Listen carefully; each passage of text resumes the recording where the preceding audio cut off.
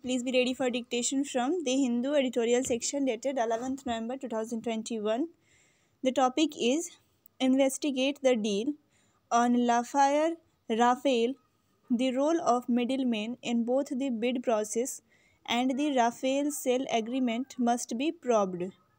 Ready?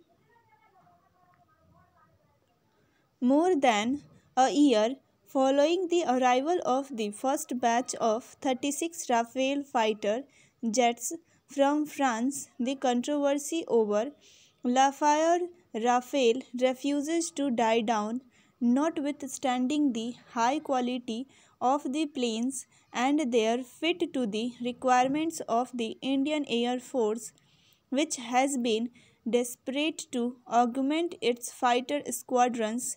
Mediapart, a French portal, has now published a set of alleged fake invoices and claimed that Dassault Aviation paid middleman and defense contractor Shushain Gupta over 7 million euro in kickbacks between 2007 to 2012 when the Congress led UPA was in power, and has claimed that the CBI had proof of this since October 2018. Earlier investigations, including the Hindu, had revealed procedural violations, raised questions over the high prices of the fighters, the choice of offset partners, the removal of anti corruption clauses, waiving the requirement of a bank guarantee, among other issues related to the India France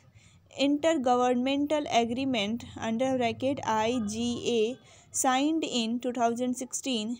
Mediapart's articles point to the dubious role of middlemen both in the proposal to buy 126 aircraft that was withdrawn and later in the IGA for flyaway aircraft in 2016. In April 2021, Mediapart had detailed that the French anti-corruption agency had found that Dassault had accounted for payment of over €1 million to a company run by Mr. Gupta for the manufacture of 50 models of the Rafale. The company does not specialize in making models. Besides paying several million euros in secret commissions to offshore accounts and shell companies, it had also alleged that he had supplied classified documents related to the IGA to Dassault Aviation, even as talks between Dassault and the Indian negotiation team were deadlocked over the key issue of benchmark pricing. In its price redacted audit report on the Rafale deal, the CAG report, tabled in Parliament in February 2019, while examining the earlier bid process between 2007 to 2012, had pointed out procedural violations in defense procurement.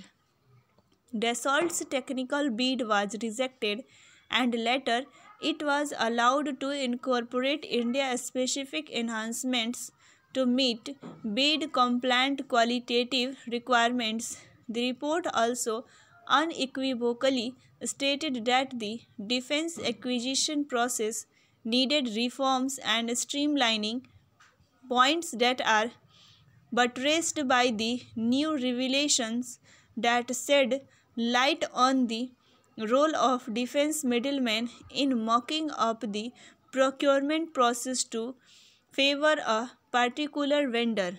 At the very least, investigative agencies such as the CBI and the ED must probe Mr. Gupta's role in the bid process and the IGA. The government cannot just wish away the questions that are repeatedly emerging about the Rafale deal and must open an investigation into the procurement process. After all, defense preparedness and national security interests dictate that operational readiness goes hand in hand with procedural propriety in defense procurement. There is no greater betrayal than when what we people believe to be safe havens turned into killing fields. The large number of hospital fires being reported in the last couple of years in the country, taking victims at their most vulnerable, could well be a case of criminal negligence and apathy. At least 4 infants are reported to have died in Monday's fire in the special newborn care unit of Kamala Nehru Children's Hospital in Bhopal. Early November, 11 patients died in a fire that broke out at the COVID-19 ward in Ahmednagar, Maharashtra. In March this year, 10 people were killed in a fire that broke out in Sunrise Hospital, Mumbai. These are only the latest in a series of hospital fires that have, as per some estimates, led to the deaths of over 120 people, most of them COVID-19 patients. Several minor and major fires have been started in hospitals, the former causing damage to property and anxiety for patients and their loved ones, while the latter proved to be deadly for patients but also for some hospital staff. In most of these cases, hospital staff also had to see to the immediate shifting of patients to other safer units.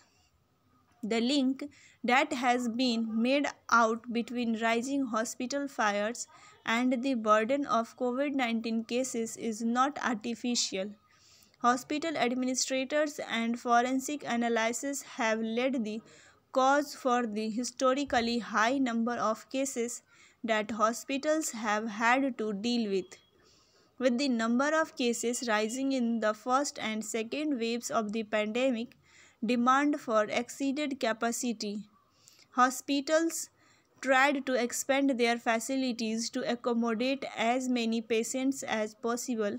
While there was scarcely any time for infrastructure expansion, while beds and mattresses could be marshaled at short notice, and oxygen cylinders, sometimes with Herculean effort, hospitals could not add extra power lines or distribute the load with additional transformers or power units.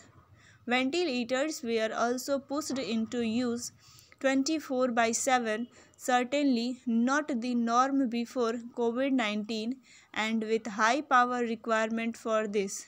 It naturally pressed existing infrastructure into overdrive. Single air conditioner units were also operating full time.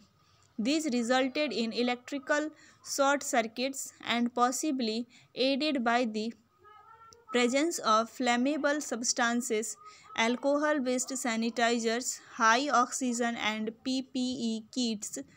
Sparks grew into full-scale fires. It is essential for hospitals that pulled more than their share of the weight during COVID-19 to not only do fire safety audits but also electrical audits to ensure operational fitness and specifically to ensure there are no fires. States may mandate it or incentivize such a procedure in order to draw it up the priority list of smaller and medium sized hospitals. Hospitals, after all, must remain healing zones, and to ensure that fire accidents are avoided must be a non negotiable requirement.